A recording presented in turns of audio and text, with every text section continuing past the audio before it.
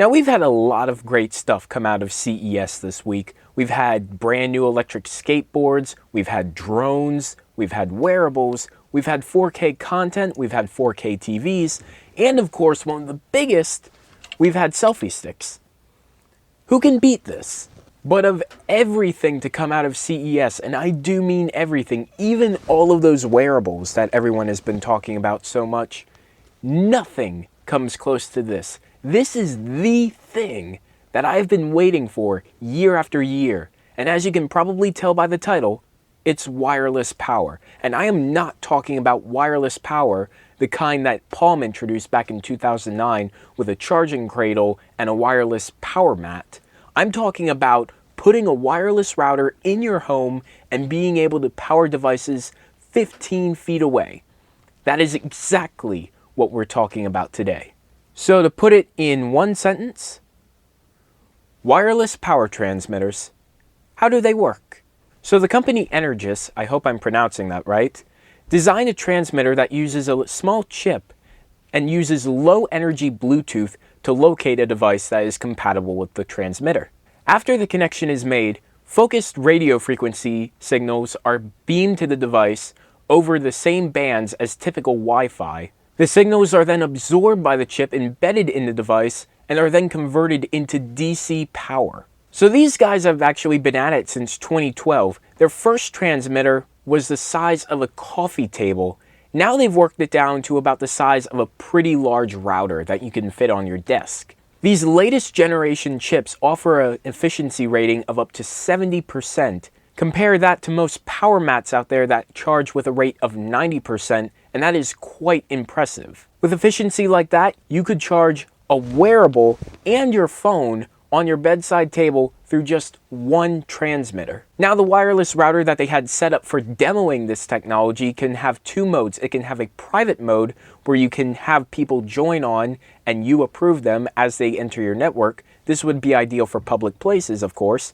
Or you can have it as an open public network and have people just join on when they need the power. And the coolest thing, no matter if the network is public or private, the network will prioritize the devices that are connected to it and charge each device accordingly. So that way, if your phone is at 5% and somebody else's phone is at 20%, it'll put more effort into prioritizing your phone and charging that faster than the phone that's at 20%.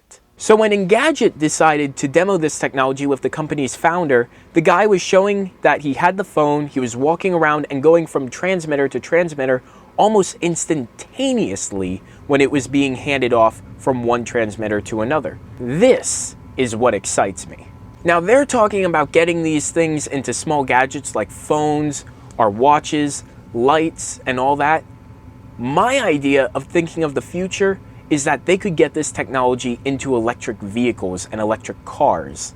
If handing off from transmitter to transmitter is nearly instantaneous, imagine putting thousands and thousands of those transmitters along highways, powering cars and electric vehicles, never needing to stop your electric car going from New York City to San Francisco or Los Angeles. You could keep driving for as long as you wanted.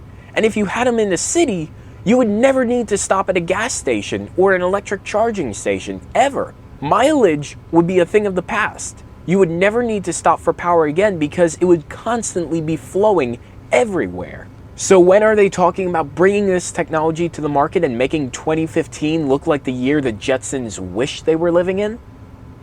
Well, that's going to be a little bit fuzzy. So the company is actually not going to end up creating these wireless routers or the software itself, but instead it's going to be licensing out this technology to different manufacturers who want to use it in their products.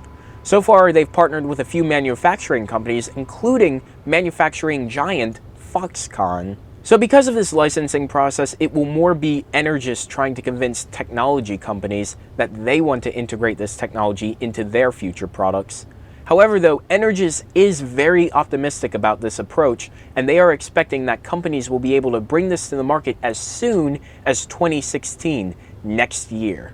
This licensing process would also allow big players like Apple and Samsung to actually embed this into their products and actually make modifications of their own, so that way it can fit their products accordingly. Although Energous is calling this technology WattUp, Yes, that really is what they're calling it. I highly doubt that companies like Samsung or Apple would go forward with calling it WattUp. My guess is that Apple, once they integrate it into their next products, they would call it something along the lines of Apple Power. And Samsung, I'm going to go out on a limb here and say they might go with the route of calling it Galaxy Power, although I really hope not, because Galaxy Power sounds like a rip-off name from My Little Pony. But the day I see this technology on the market is the day I know we are living in the future. We may not have flying cars, hoverboards, or all the other stuff that they promised us in Back to the Future 2 yet, but when I can power every single device in my house without the need for wires, that is truly the day I'm going to die happy. Hopefully not that day, but you get the idea. So anyway, guys, that is my video for Energous' solution for wireless power. For more CES 2015 coverage, make sure you subscribe to Dragon Rider Network. Anyway, guys, I've been Connor Mitchell, and I will catch you guys at the next video. Talk to you then.